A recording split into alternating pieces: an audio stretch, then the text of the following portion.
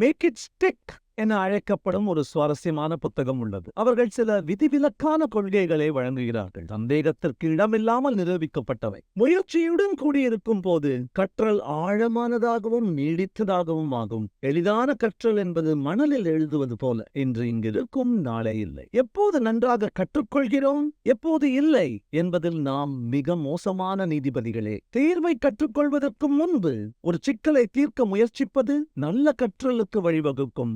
பிழைகள் இருந்தால் கூட மீண்டும் வாசிப்பதும் கூட்டமாக பயிற்சி செய்வதும் சரளமான உணர்வை ஏற்படுத்துகின்றன. நிபுணத்தின் அறிகுறி என்று தவறாக புரிய வைக்கின்றன. உண்மையான நிபுணத்துவம் மற்றும் நீடித்த பயன்பாட்டிற்கு மீட்பு பயிற்சி மற்றும் இடைவெளிகள் செறிந்த மறுபதிவு மிகவும் உபயோகமாக இருக்கிறது. சுருக்கமாக, கற்றல் அர்த்தமுள்ளதாக இருக்க வேண்டுமெனில் ஒத்திசைவு கொண்டும் பொருத்தம் படைத்தும் அனுபவபூர்வமானதாகவும் இருத்தல் வேண்டும்.